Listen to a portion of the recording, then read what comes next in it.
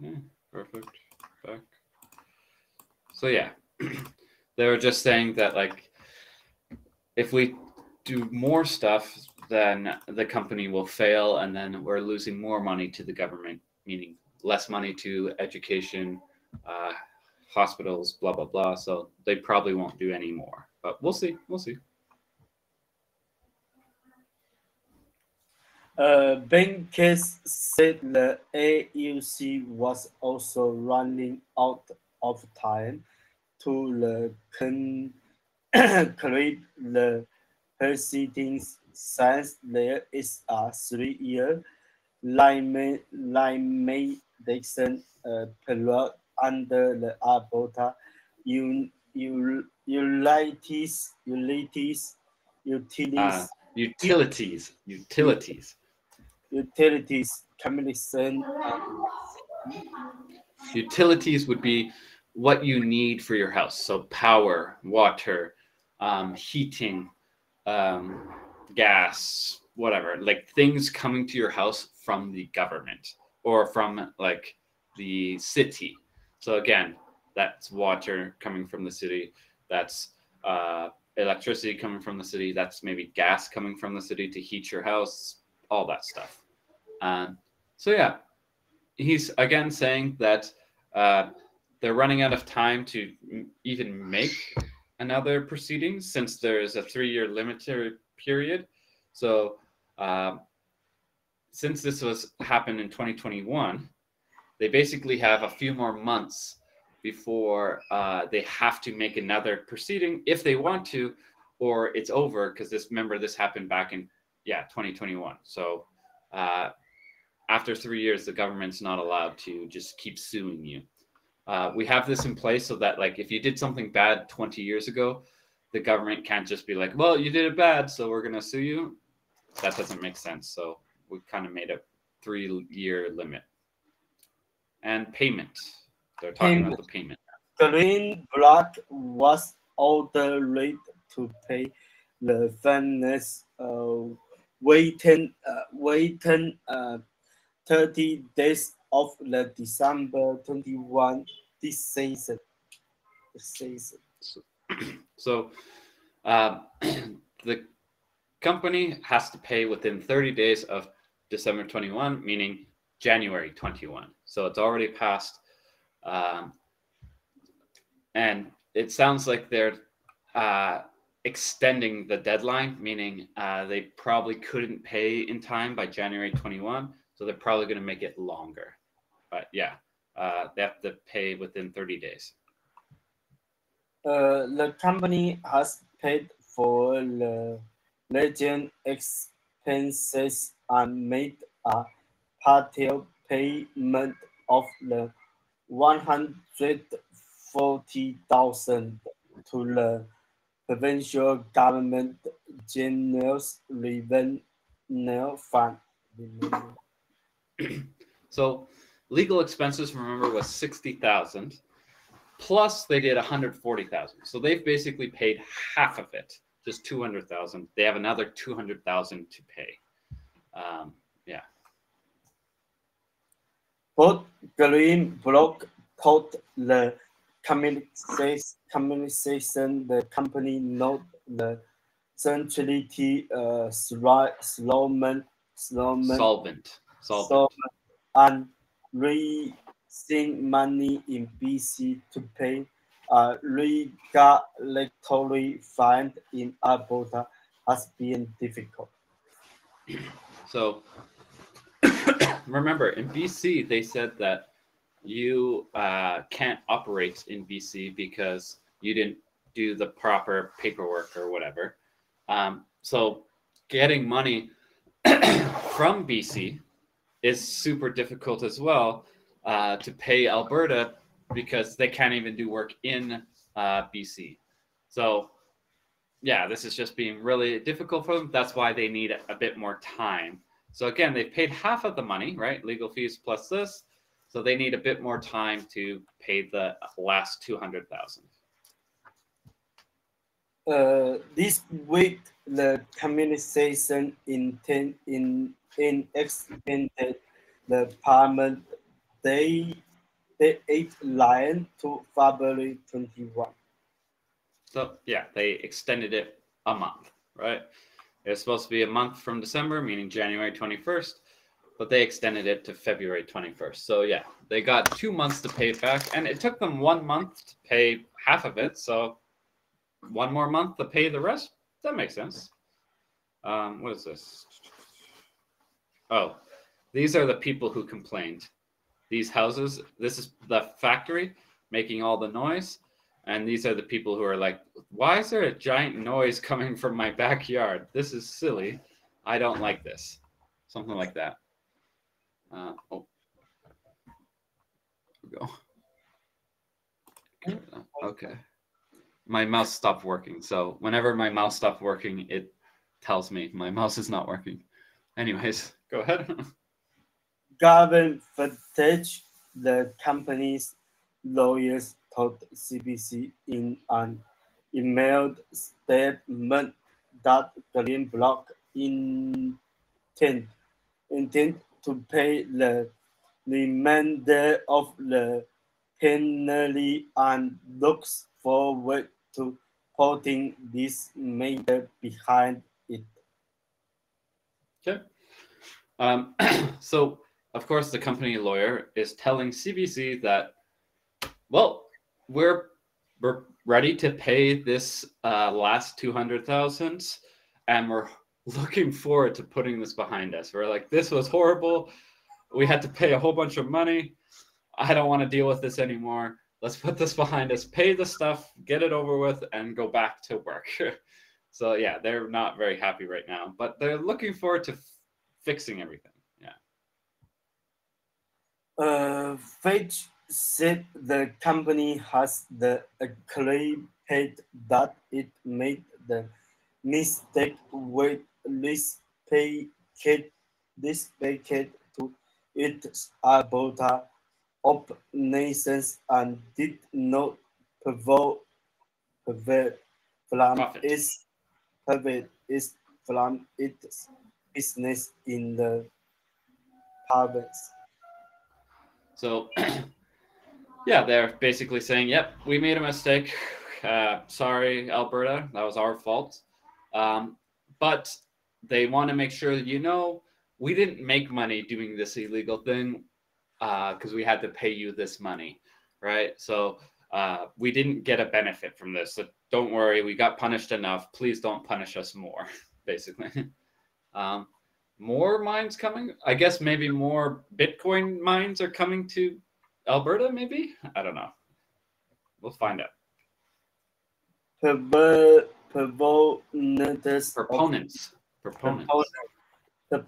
of Bitcoin, meaning like Lai has said, the industry could bring more jobs to Alberta, where there is the cheap power and numerous sources abundant oil and gas stairs. So, yeah, there's a lot of old oil and gas sites where they used to collect the gas and oil, but they became old. They're big areas, so it's really easy to set up crypto mining thing, Bitcoin mining.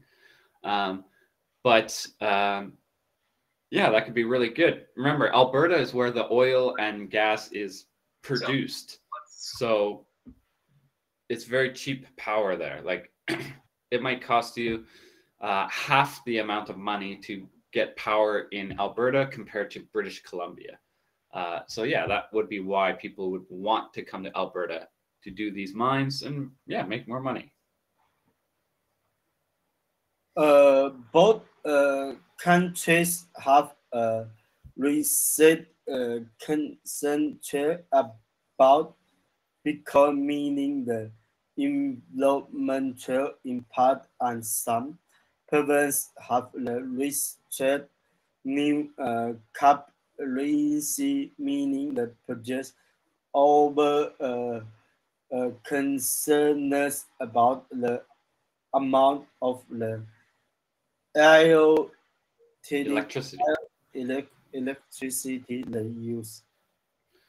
Basically, what people are worried about is how do we make electricity, especially in Alberta?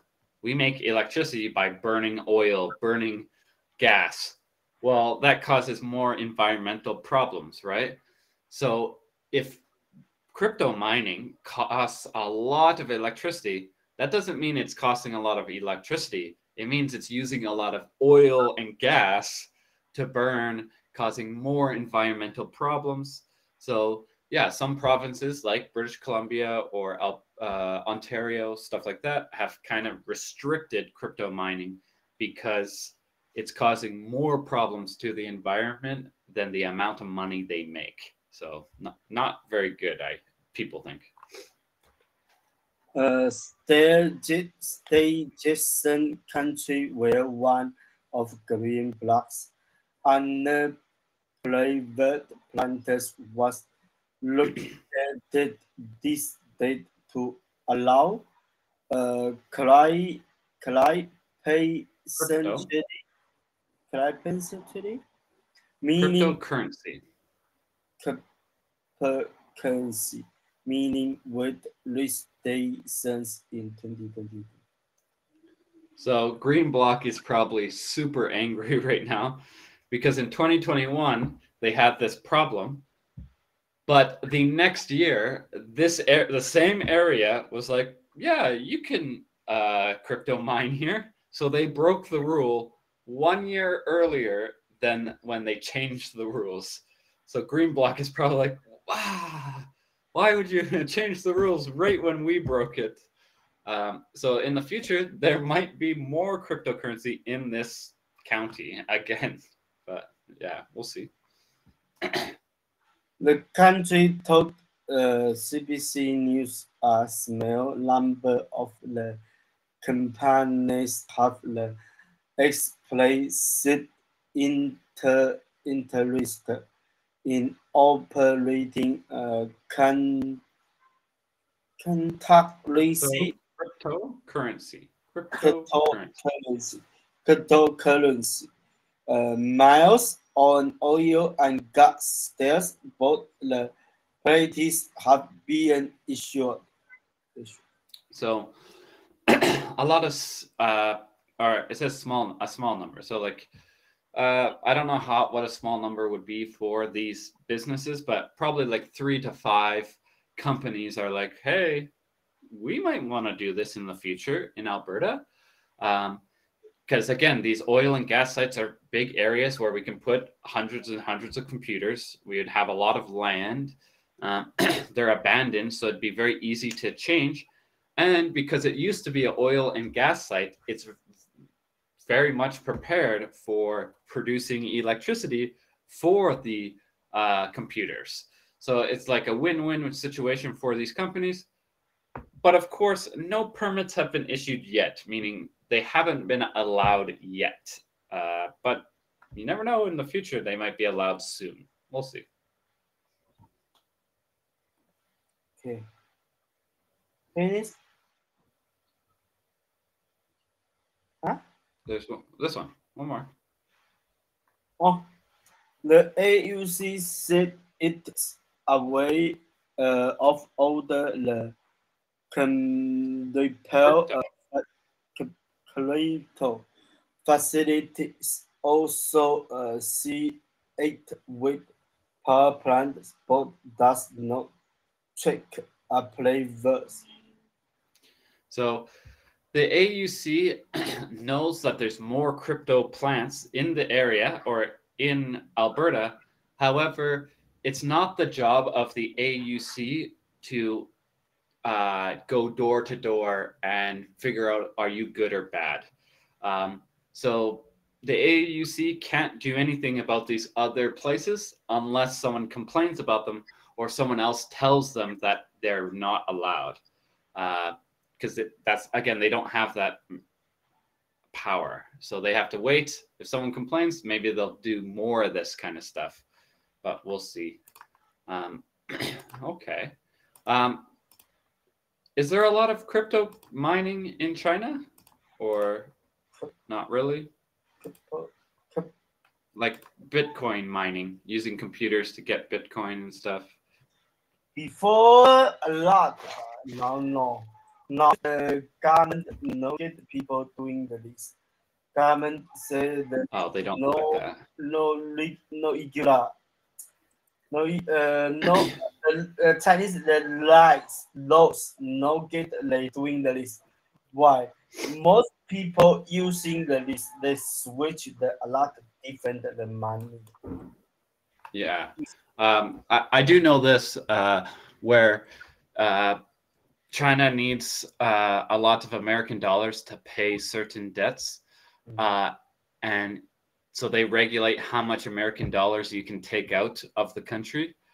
But if you can turn it to crypto, crypto can take more US dollars than what the government wants. So, sure, that makes sense. Yeah, But you said you have crypto, right? no. I know. I just the in I just buy buy the list in the high Yeah, buy it. high I sold the list. Need high Yeah, so you just wait till it gets up, up, up. Yeah. Like a stock, right?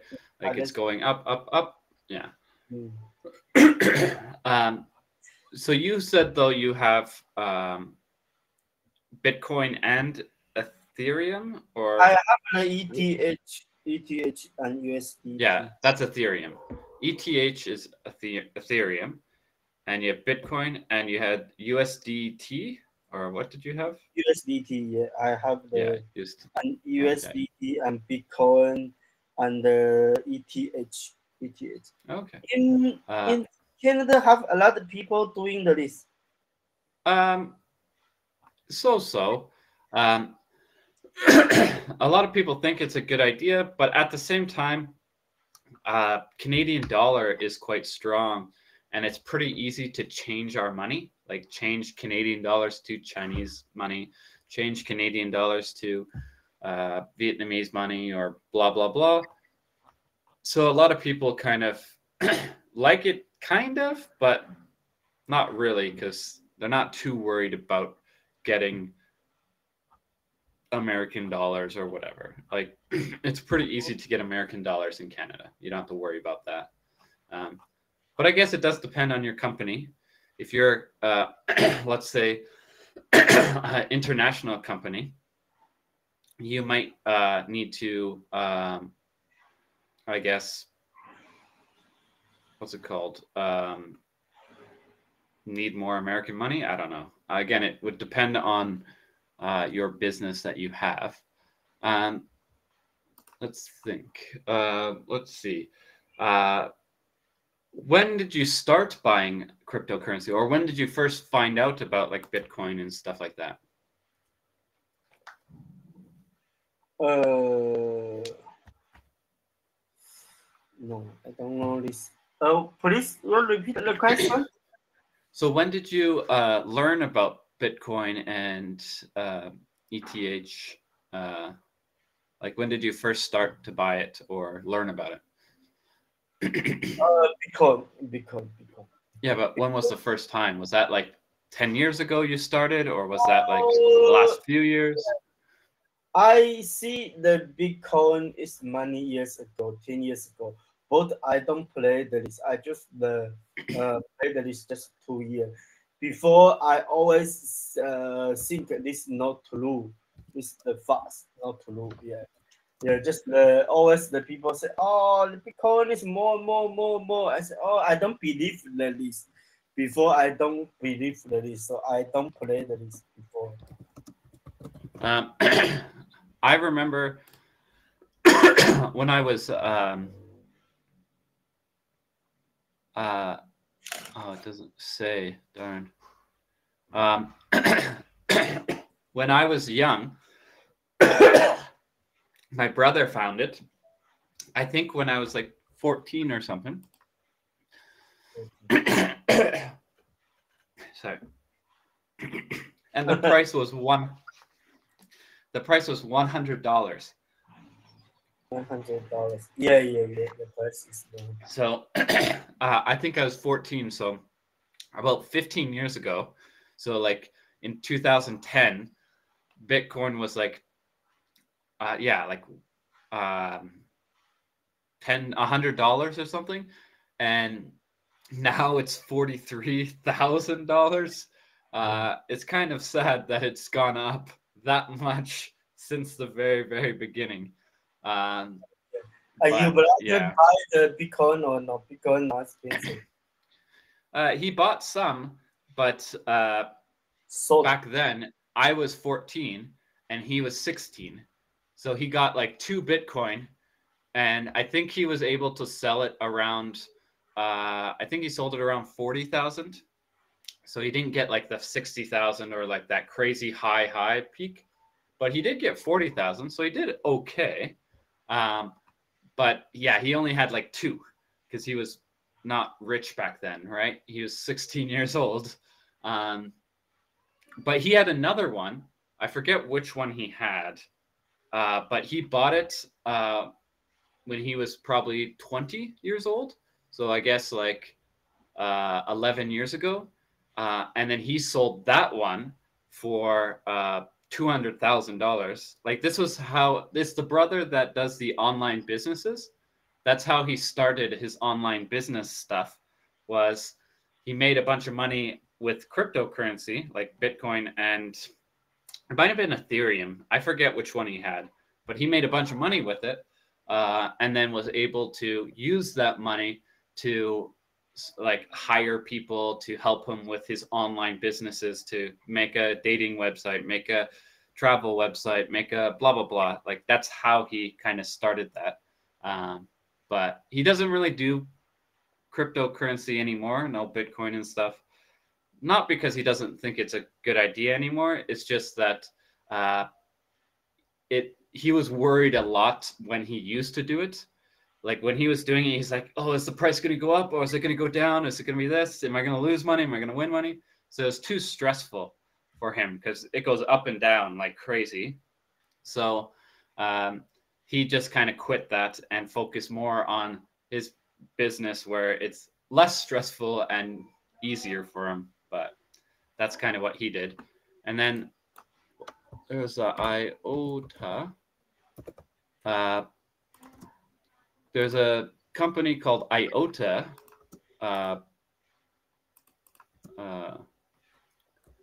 In USD.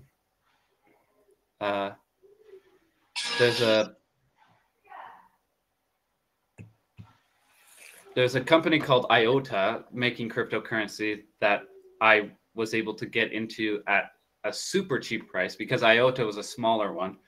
But the reason why it was an interesting one was my brother was finding out that this one was joining with other companies. So it went from like 10 cents to like $5 within a year. And I was able to get in during the what's it called? The 2020 years. So I made a little bit with that, but yeah, I guess it depends on what you think is good or not. But anyways, would you do any other Bitcoin stuff, or is it just Ethereum, Bitcoin, no. and you? Another no. Now money in the Bitcoin. Money in the Bitcoin. A lot of the different the Bitcoin. So online Bitcoin a lot. Always when you buy the list, maybe tomorrow. Oh my God! Down the up, down the up. Yep. Yeah, you play the list. You play the list. No. I only played one. Bitcoin. Which was no, it was called IOTA. Like IOTA. Like an I. Because I saw it was at like 10 cents, and then I saw it had a bunch of deals with like big companies like Toyota. It was Toyota, Bell for computers, or Dell. Sorry, Dell. It had a few different like sponsors, and so I knew that at the very least in the next year, IOTA would not be 10 cents. So I put $1,000 in that and I made, I think, $5,000 from it. I didn't make a lot, but it went up. I had fun with it, but it's too scary for me. It's too risky. I always feel like you're gonna lose money if you do it. So I'm like my brother. I'm like, I don't want to do this anymore. It's too scary. But and in Canada, this the regular or this for the government is the regular or no? Well, you're allowed to do it, and everything is not what's it called? Like there's no problems necessarily with cryptocurrency or anything. However, I guess the problem with Canada is just that, like, it just doesn't necessarily make sense. Like, what is the big reason of having cryptocurrency, other than guessing that it's going to go up? Is like it's safe. You can buy stuff that you normally can't buy. Blah blah blah. But in Canada, you can buy most things with Canadian dollars, like it doesn't matter. And your banking is quite safe in Canada, where if anything bad happens with your banking, your bank will pay you back. So Bitcoin doesn't necessarily have a important role there, except for if you buy low and sell high. That's the only thing that Bitcoin is good for. So some people do it, but not everyone, just some people. Not yeah. But and you see the Binance, the boss from the Canada. Binance, the boss from the Canada. Before he's Chinese, he's Canadian Chinese. Yep. Binance is the one that most Canadians use. But again, not like, I'm not saying no one does it. I'm just saying that generally speaking, it's an extra work for not that much benefit. Because when you think of like China, where you can't get a lot of, or like Vietnam, where you can't get a lot of US dollars out of the country, or you can't get a lot of money to the country, or blah, blah, blah. Cryptocurrency could be very useful, but Canada, you can send tons of money outside of Canada if you want. So it's not necessarily a huge deal. But yeah, totally up to your country, kind of. And then since Canada also has been working really hard to get people higher wages, like the minimum wage now is like $16 an hour or more, depending on your province. So things are getting better for general people. So people aren't taking as many risks, right? If you have a safe life, most people don't take crazy risks. If you have a bad life, people will take crazy risks to try to make more money, right? So most Canadians have kind of a normal, safe life. They're not taking much risks. They're just like, I'll just throw it in the S&P 500 or whatever and just slowly go up instead of crazy fast. Pretty simple. Yeah. Yes. We focus more on stocks, like, yeah, S&P 500, like buying Apple stock, buying Google, buying blah, blah, blah. Like, that's kind of what Canadians do more. But yeah. In China, do people do stocks, or is it always just Bitcoin or houses? What do Chinese people do? Now the government no get the people doing this. They say there is the no, it's the no regular. The laws, no get the people doing it. Okay, Fair enough. we have I'll see you after lunch. Okay. Yep. Bye. Bye.